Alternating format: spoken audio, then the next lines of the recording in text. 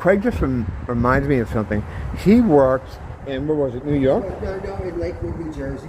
Lakewood, New Jersey for Orthodox Jews. Yeah, Orthodox Jews. The ones with the black jackets and the white, and they wear all the real serious religious ones. Yeah, the Orthodox, yeah. And you're about to tell me some of the stories. Like, I think you told me some of it before. But what was it that they gave you, a test of some kind? Well, what happened was we were painting the interior of their homes. So when they don't know you, they know you're a Christian. You're not allowed to go in there with your crucifix, number one. They tell you the first thing to do is take that off. Okay, and when you go in, they tell you to start in the bedroom. Now you walk in the bedroom and all the furniture's gone except for one bureau in the dead center of the room. Nothing on the walls, nothing. On the bureau, big tall drawers for a guy, a man's dresser, is a wad of cash. Probably at least $3-4 grand. Just in 6 inches thick. Just laying there. Okay? You start in the bedroom. He says, I got to go next door to grab something. You look in the corner of your eye, and there's, up in the very corner, there's a tiny pin drop LED light. So what he did is he goes next door to the neighbor's house to watch to see if we're going to take the money. Okay? Now, pretty obvious. okay? When he comes in, you pass the test. And we were like, and we were playing dumb, like, what test? Okay? Oh, nothing. And he runs into the bedroom, closes the door, the money's scooped up. Now, one time, Tom, I had to help somebody move. So I couldn't go in that day. So there's a guy in his neighborhood, drug addict, said, hey, I paint. Yeah, he says, I need a guy for today. Well, what happened was, Tom got to talking about his crazy wife. He failed to mention to this new guy, Eric is his name, that the money on the thing, they're starting a new place. Same thing, same setup. Starting the bedroom. But what happened was, Tom says, hey, I got to run out to the truck. Guy went into the bedroom, fucking grabbed the whole thing. Oh. Now, he's yelled for Tom a couple times, exited the master bedroom, went right out the back door. Okay, Tom comes in, he's looking for him. He brushes by the master bedroom, he sees the bureau. Oh my God, I forgot to freaking tell him about. Where is he? So, this kid got 3 houses away, he was attacked by 40 of them. Oh, wow. Okay? They must have been watching. Okay, and the cop was already there. Oh, yeah, they were watching. Tell me the story about when you touched the lady. Oh, Mrs. Fleischman. Mrs. Fleischman, don't worry about it. Everything will be fine. She had to be washed by a midwife.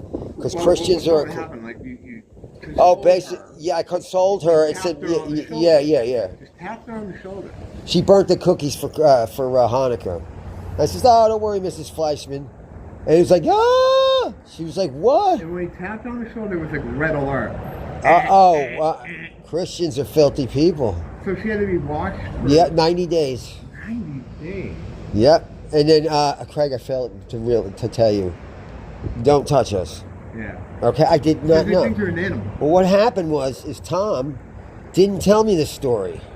The next day, Tom doesn't come to pick me up. What happened was the guy said, look, when that guy comes back here, when Eric's going to jail, okay, the guy Eric with the money, okay. When that comes back here, if he thinks he's all slick and stuck some in his shoes, there's $3,992. I'm going to count that in front of you. And he's apologizing. Tom's apologizing, right? Comes back. Took him a while. He's got one of those bean counters, right? Right on the money. He says, now you can leave. Tom's like, why me? He says, well, you brought somebody into my house that you didn't trust. Right. And okay, now you're gone. I see his point. Okay, now. I'm with the Jews. The next day, I said, Tom, I'll be in on Thursday. Okay, I just got to do this on Wednesday. On Thursday, he doesn't come to pick me up. I had my dad drop me off at the new house. He gave me the address. I don't see his truck. I get out. 8 o'clock sharp. Not 7:59, not 8:01. I walk up to the door. Craig, how you doing? He told me the whole story. Tom no longer is with us. But we like you. Yeah, you worked with him for a while, 2 right? years. And then when I went and worked at the temp agency in Newark, New Jersey, Ephraim, the guy that that got me all these jobs ran the freaking factory. So he saw me, and he gave me the most squishiest job in the whole place. So they're good to work for. They're great to work for. You will get paid in cash as long as your work is not, it's not inferior. What did they tell you about your crucifix you had on your neck? You can't wear it in there. Santa Claus is Jesus Christ is the Santa Claus figure. When he first showed up there, he had a cross on the crucifix, like I think both of us. You cannot walk into the house with it. And what did they say about Jew, one world? Oh yeah, one world, Jewish. But they were very nice to Craig, and they were good people. I worked for them for 2 years. I never had to get another job. When I was there, they would say, Craig, what's the estimate time you're going to be finished with this job? I'll be done on Wednesday. It's Monday. Okay, you'll be going to this job next. Okay, now, after the second one, no more bureau shit. Yeah, because they trusted you. Done. Right. I flubbed with touching Mrs. Fleischman, but I apologized, and he said, I didn't. You didn't know. You know. Okay, and he says, so you take offense by this, Craig? I said, nah, you people are just, you're set in your ways. You know they think we're unclean animals. That's okay, as long as they pay. And when they pay, you're not getting a check, you're getting cash. Yeah. One guy owned a casino type thing, like a game room type thing. Paid me $5 bills. It does, like working for them, it doesn't matter, because no matter what you're doing, you're working for them anyway. Yes. No. Well, at the end of the day, you're working for the banks. And they are the banks. They are the banks. So, I mean... And what they do is they're all on welfare. Yeah, they're on welfare from... tax breaks because they're all studying to be rabbis. Well, this is their country. A lot of people don't realize that, but they own the U.S. lock, stock, and barrel. The Freemasons started. Who do you think the Freemasons are? This was a country that was made so that they wouldn't get kicked out of it, because they'd already been kicked out of 100 by that point. Now it's 109.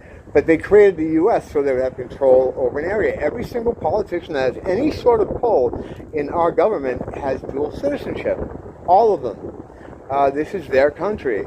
And the way it's going now, like I said the other day, they're taking it down in the same way they took down the powers they built in 71. They were built to come down. The fall of the Roman Empire. Right. The United States right now is falling. They're doing it the same way by introducing people that aren't good living beside people that have always lived there, and it causes chaos. It's the same playbook as they did in Egypt, same playbook in the Roman Empire. They're doing it now to all Western cities, Ireland, Europe, England, here in the U.S. We have it out in Hawaii. We talked about it the past couple episodes. It's the same playbook. What they do is they've gotten all they can out of the country. So now it's time to sneak out of the saloon after cheating at poker. So what do? You start a bar fight. You punch some guy and say, he did it.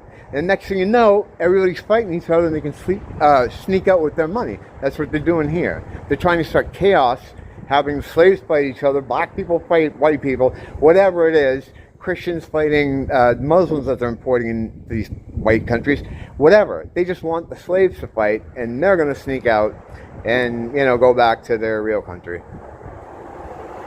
Pretty much.